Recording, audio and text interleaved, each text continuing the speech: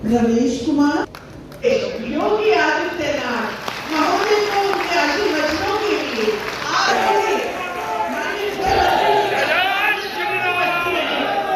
उत्तर प्रदेश के मुख्यमंत्री योगी आदित्यनाथ आज अपने पूर्व निर्धारित कार्यक्रम के अनुसार आज सहारनपुर पहुंचे। सहारनपुर पहुंचने पर जनप्रतिनिधियों व प्रशासनिक अधिकारियों ने उनका भव्य स्वागत किया। उसके बाद उन्होंने सबसे पहले मां शाकुंभरी यूनिवर्सिटी में जाकर के विकास कार्यों की जांच की और संबंधित अधिकारियों को दिशा निर्देश भी दिए। जनपद सहारनपुर में आयोजित आज के इस कार्यक्रम में मंच पर उपस्थित सूक्ष्म लघु मध्यम उद्यम विभाग के मंत्री श्री राकेश सचान जी,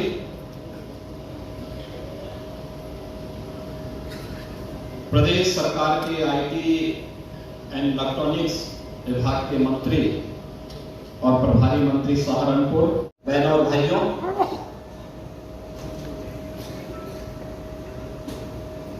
महाकुंभ और होली के सफल आयोजन के उपरांत मुझे आज सहारनपुर आने का अवसर प्राप्त हुआ है। इस अवसर पर मैं आप सभी का और सहारनपुर और इस पूरी कमिश्नरी से जुड़े हुए सभी नागरिकों का हृदय से अभिनंदन करता हूं।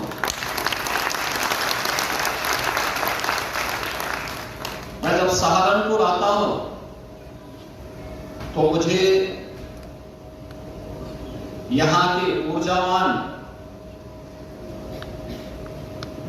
उद्यमी और युवाओं, यहां के अन्नदाता किसानों से बहुत कुछ जानने और सीखने का अवसर प्राप्त होता है। एक अलग ही ऊर्जा सहारनपुर के अंदर देखने को मिलती है और उस ऊर्जा के साथ जब डबल इंजन की सरकार की ताकत जुड़ती है तो सहारनपुर जैसे जनपदों को अपनी एक नई पहचान प्राप्त होती है।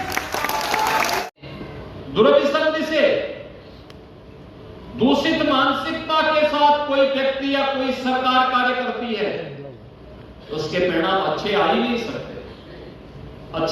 सकते। और आपने डबल इंजन की सरकार के कार्य को देखा। ये वही प्रदेश है जिस प्रदेश में कोई उद्योग लगाना नहीं चाहता था, कोई नहीं लगाना चाहता,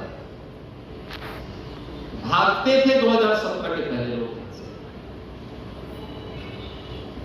कस्बे के कस्बे खाली हो गए थे यूपी के अंदर।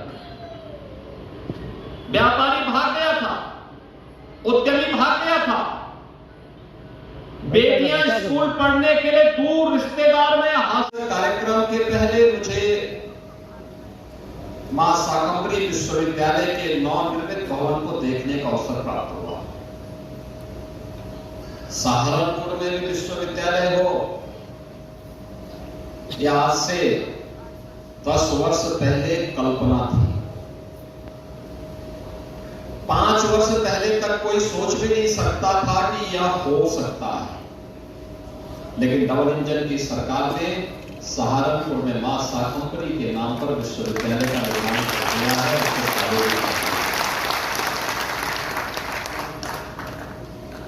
मां शाकंभरी के धाम का सुंदरीकरण हो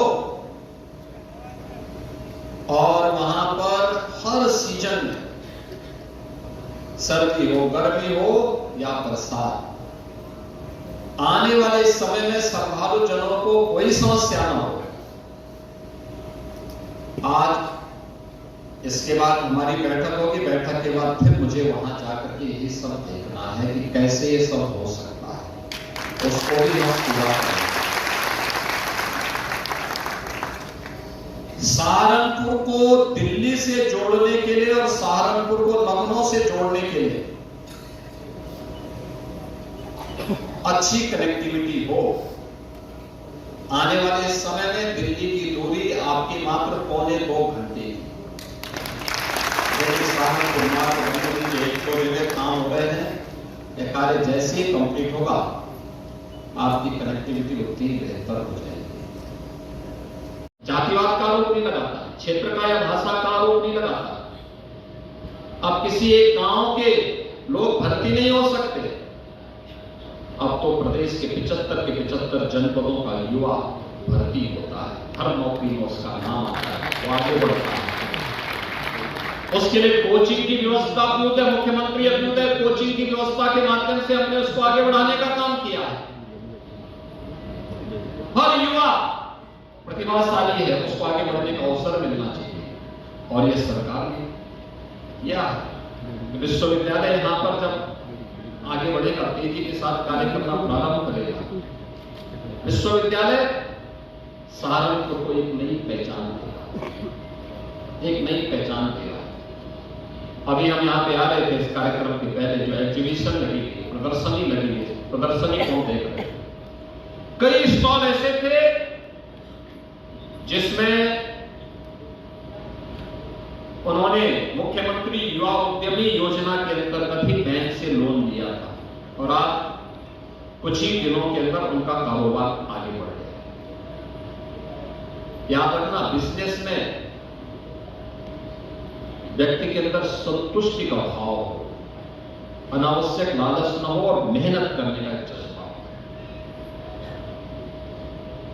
जिस क्षेत्र में हम प्रवेश कर रहे हैं उनकी जानकारी हो और उस जानकारी के आधार पर हम आगे बढ़ सके, तो कोई समस्या नहीं आ सकती।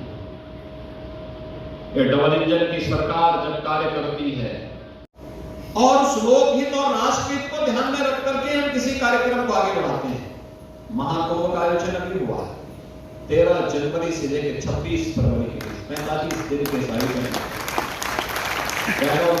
66 करोड़ से अधिक श्रद्धालु प्रयागराज की धरती पर, 66 करोड़। सहारनपुर तो तब भी दूर पड़ता है, लेकिन प्रयागराज और उसके अगल बगल के जितने भी जनपद हैं, महाकुंभ के कारण आतिथ्य सत्कार का उन्होंने अनुपम उदाहरण प्रस्तुत किया है। और उस अनुपम उदाहरण का परिणाम क्या है कि वहां पर हर एक क्षेत्र से जुड़े हुए व्यक्ति ने कुछ भी काम धंधा शुरू किया। किसी ने चाय पानी की दुकान खोली, किसी ने सब्जी बेचने का काम किया, किसी ने टैक्सी की सर्विस की, किसी ने नाविक के रूप में काम किया, किसी ने वहां पर सप्लाई का काम किया। कोई भी सामान, करोड़ों करोड़ कमाए उन्होंने, करोड़ों रुपया कमाया है, करोड़ों रुपया कमाया है। यानी नियत साफ थी, पैसा भी कमाया। बुलंदशहर का एक परिवार, एक नौजवान, उसने फोटोग्राफी के माध्यम से लाखों रुपया कमा लिया। केवल फोटोग्राफी, तत्काल फोटो देता था, उसने उसी से पैसा कमा लिया। किसी ने दातून बेच करके ही पैसा कमा लिया, किसी ने चाय बेच करके ही पैसा कमा लिया। एक चाय का स्टॉल था, हम उससे पूछते थे, भाई कितना पैसा कमाए? वो कहता था प्रतिदिन जो है मैं 50 से 60 लाख रुपए कमा लेगा। अब अनुमान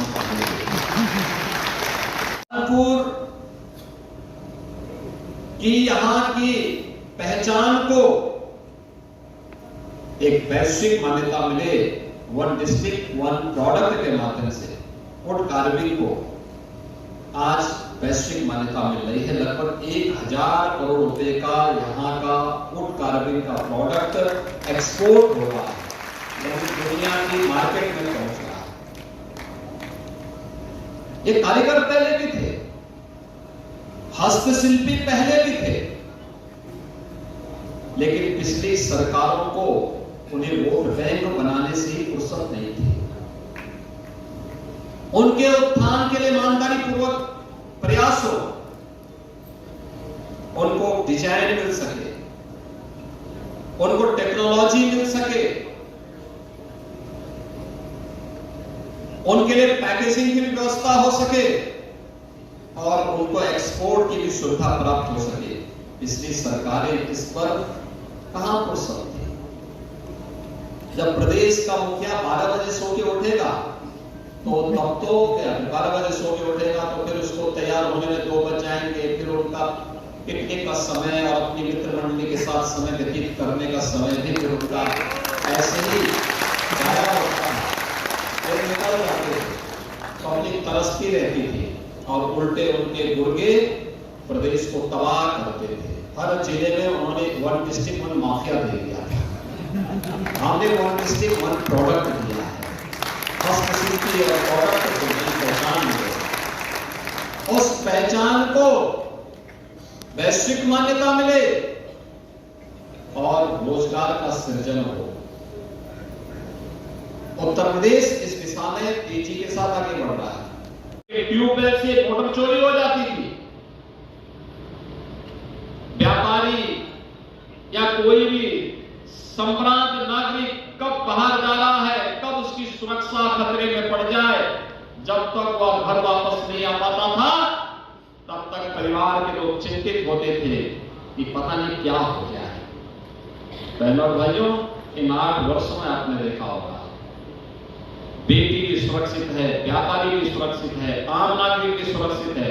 हाँ, माफिया और माफिया के गुर्गे असुरक्षित जरूर है और पीड़ा तो उनको यही है। जो लोग इनके आका थे, जो इनको पालते थे, उनको यही पीड़ा है कि कैसे ये हो गया। और इसीलिए उत्तर प्रदेश आज देश के अंदर एक बड़ी अर्थव्यवस्था बनकर के उठा।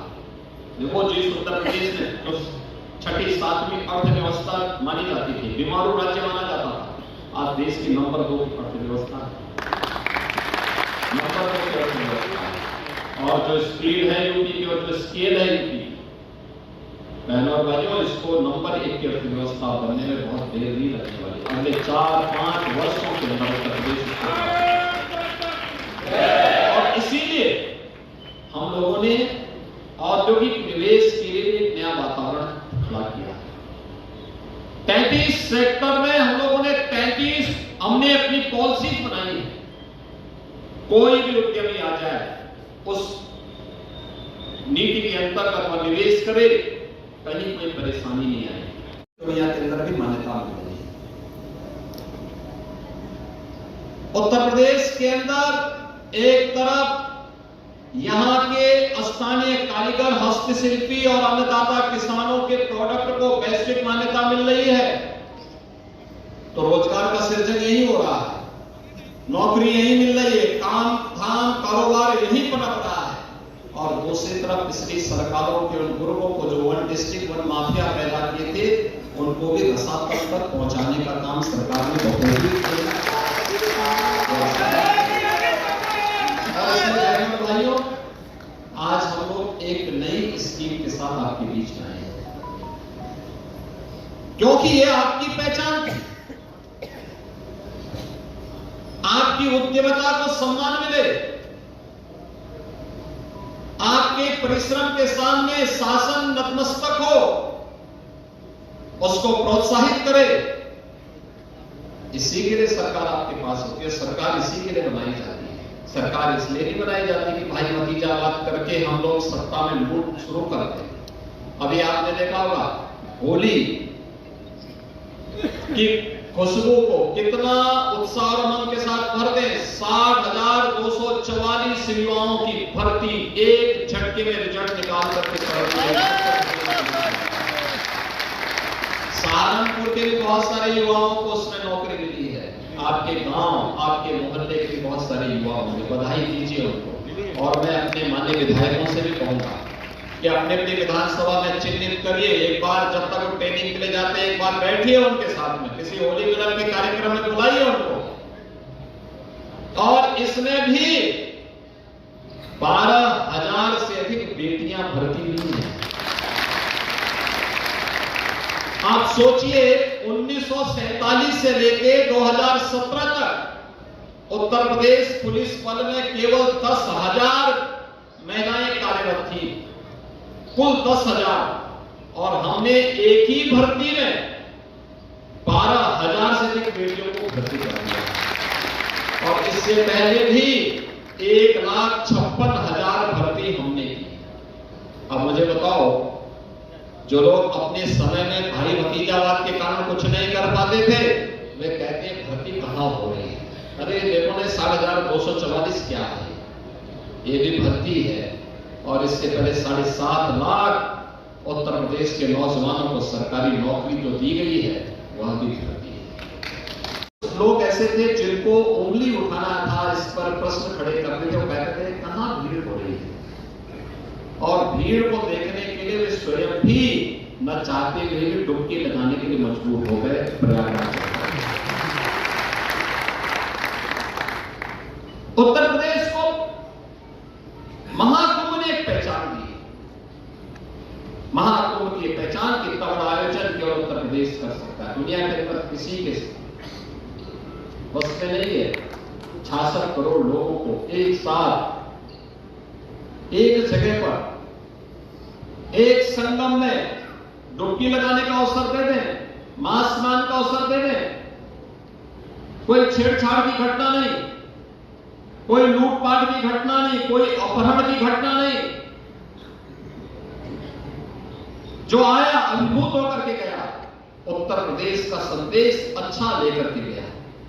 दुनिया उत्तर प्रदेश के इस गौरव पर अभिभूत है, गौरवान्वित है। और इसीलिए महाकुंभ के बाद होली का आयोजन, जो लोग हमारे महाकुंभ के आयोजन को कहते थे कि अव्यवस्था है, जो कहते थे ये मृत्यु कुंभ है, देखा ना होली पे अपने यहां संभाल ही नहीं पाए। कोई पर्व और त्योहार होता है उनके यहां कर्फ्यू लग जाता है, हमारे यहां तो कर्फ्यू नहीं लगा। होली आनंद से मनाएंगे, होली के बाद जोड़ी की नमाज भी, सभी कार्यक्रम एक साथ होते हैं। जबकि जितनी मुस्लिम आबादी यूपी की है उतनी उनकी कुल आबादी है, और तब भी नहीं संभाल पा रहे, तब भी नहीं संभाल पा रहे। और इसीलिए बहनों और भाइयों, अच्छा कार्य करने के लिए अच्छी नीयत चाहिए, एक सकारात्मक पहल चाहिए, टीम वर्क चाहिए, जनता जनार्दन की भावनाओं को सम्मान करने वाला होना चाहिए, भेदभाव करने वाली व्यवस्था नहीं होनी चाहिए, समाज को फूट डाल करके आपस में बांटने की दुष्प्रवृत्ति नहीं होनी चाहिए। जब भी नेक नियत से कोई सरकार कार्य करती है तो परिणाम भी उसके नेक ही आते हैं। तैयार कर सके, इसकी शुरुआत मुख्यमंत्री युवा उद्यमी योजना के माध्यम से प्रारंभ की जाएगी। हमें पहले वर्ष 1 लाख लोग बनाने हैं और 10 वर्ष के लिए 10 लाख का हमने टारगेट रखा, लेकिन स्कीम बनाने, स्कीम को लॉन्च करने, इसमें समय लगा। चुनावी वर्ष होने के नाते भी हमें उसमें समय लगा। परिणाम क्या था, हम 24 जनवरी को इसको लॉन्च कर पाए और 31 जनवरी तक हमें 1 लाख युवा उद्यमी तैयार कर लिए। ये 1 लाख युवा उद्यमी, और मुझे बताते हुए प्रसन्नता है कि अब तक हम लोग 31,000 युवा उद्यमी इसके माध्यम से तैयार करने में आगे बढ़ चुके हैं। 2 लाख युवाओं ने आवेदन कर लिया, यानी 1 लाख के सापेक्ष 2 लाख लोगों ने आवेदन कर लिया है। 1 लाख से अधिक युवाओं के कागजात हम बैंकों को भेज चुके हैं और हमारा प्रयास है, मेरी इच्छा थी कि मैं सहारनपुर जाऊं, सहारनपुर की समस्या का समाधान भी वहां मौके पे ही हो सके, क्योंकि जब भी मैं आता था मुझे मेडिकल कॉलेज के बारे में भी सुनने को मिलता था। आज वहां पे नर्सिंग कॉलेज भी बन रहा है, ट्रॉमा सेंटर भी बन रहा है। यहां पर जब पिछली बार भी मैं आया था तो बस स्टैंड के बारे में भी चर्चा सुनने को मिली थी, उसका भी समाधान हो गया। सिटी के अंदर जल जमाव की समस्या का भी एक समाधान लेकर के आज हम लोग यहां पर आए हैं और मेरा अनुमान है कि इस बार तो टेम्परेरी रूप से, लेकिन अगले 1-2 वर्ष के अंदर हम उसका स्थायी समाधान भी निकालेंगे। सहारनपुर में स्पोर्ट्स कॉलेज का निर्माण भी हम लोग कर रहे हैं, पिछली सरकारों ने बनाया और अधूरे में छोड़ दिया। उनको पता ही नहीं था स्पोर्ट्स कॉलेज कैसे होना। वो 10 से बन रहा था, कभी बनता था, कभी रुकता था। आज उसको सरकार अच्छे ढंग से आगे बढ़ाएगी। स्पोर्ट्स कॉलेज भी आपका बहुत शीघ्र बनकर के तैयार होगा और बनकर के यहाँ के युवाओं को आगे बढ़ने की लिए एक मंच मिलेगा। और बगल में ही मेरठ में हम लोग सरधना में प्रदेश का पहला मेजर ध्यानचंद स्पोर्ट्स यूनिवर्सिटी का भी निर्माण कर रहे हैं। इसी सत्र में हम लोग क्लासेस प्रारंभ करने जा रहे हैं। इसी सत्र में क्लासेस होंगी। तो ये बहुत कुछ आज सहारनपुर के अंदर है। सहारनपुर को एक नई पहचान मिल रही है। सहारनपुर का सिविल टर्मिनल का उद्घाटन हो चुका है एयरपोर्ट का। बहुत शीघ्र कुछ नए एयरक्राफ्ट मंगाए जा रहे हैं। नए एयरक्राफ्ट आते ही हम लोग यहाँ की वायु सेवा को भी देश के अंदर अलग अलग स्थानों से जोड़ने का काम करेंगे। कनेक्टिविटी आपकी अच्छी हो रही है, एयर कनेक्टिविटी आपकी अच्छी हो जाएगी, विश्वविद्यालय आपका बन जाएगा, बन गया है, मेडिकल कॉलेज कार्य कर रहा है, उसमें जो भी अन्य जो भी मुद्दे होंगे उसका आज हम लोग समाधान निकालेंगे। यहाँ के बाढ़ बचाव और अन्य बस स्टैंड आदि की समस्या का लगभग समाधान की तरफ आगे बढ़ चुके हैं और युवा उद्यमी इसमें आ जाएगा तो ये सोने सुहागे का काम करेगा। और मुझे लगता है इसीलिए आज है, मुझे पूरा विश्वास है कि इस स्कीम का लाभ लेते हैं। बाकी जो लोग जो युवा बचे हैं जो भी इसके अंदर आवेदन किए, जिनके फॉर्म बैंकों में जा चुके हैं, अभी 25, 26, 27 को 3 दिवसीय जनपद स्तर पर एक मेला लगेगा बड़े से क्षेत्र पर, जहां पर 3 दिन तक मेला लगेगा जिसमें सभी विभागों की एग्जीबिशन लगेगी। विभागों ने क्या किया है, विभाग की स्कीम क्या है, किसान के लिए, युवा के लिए, महिलाओं के लिए, व्यापारी के लिए, अलग अलग तबके के लिए, स्वास्थ्य विभाग से जुड़े हुए उसमें भी कौन कौन सी केंद्र और राज्य की स्कीम है, किसान के लिए कौन कौन सी योजना है, युवाओं के लिए कौन कौन सी स्कीम है, ये सभी कार्यक्रम की एग्जीबिशन लगेगी। वहां पे सांस्कृतिक कार्यक्रम भी होंगे, लाभार्थियों को जनप्रतिनिधियों के द्वारा वहां पर सर्टिफिकेट और अन्य जो भी सुविधाएं हैं उसके माध्यम से वितरण करने का काम भी होगा। तो बाकी जितने भी बचेंगे उनको हम लोग 25, 26, 27 के कार्यक्रम में जनपद स्तर पर ही वितरण का काम करेंगे। इस अवसर पर जिन युवा उद्यमियों को आज ऋण की सुविधा प्राप्त हुई है वे पूरी स्थिरता के साथ, धैर्य के साथ अपने व्यवसाय को आगे करें, आगे बढ़ाएं। ग्राहक के साथ उनका व्यवहार उनके बिजनेस को आगे बढ़ाने में बहुत बड़ी भूमिका का निर्वहन करेगा। मुझे पूरा विश्वास है कि जिस भी निष्ठा के साथ आप कार्य कर रहे हैं, आने वाले समय में ये पूंजी आपको कई गुना लाभांश देकर के आगे बढ़ाने का काम करेगी। मैं आप सबके प्रति आज के इस अवसर पर हृदय से आपको बधाई देता हूं। आने वाले समय में चैत्र नवरात्रि प्रारंभ होने जा रही है। मां शाकंभरी का धाम है, माता बाला सुंदरी का भी धाम है। मैं इस अवसर पर उनके श्री चरणों में नमन करते हुए आप सबको नवरात्रि की भी और रामनवमी की भी हृदय से बधाई देता हूं और शुभकामनाएं देता हूं। धन्यवाद।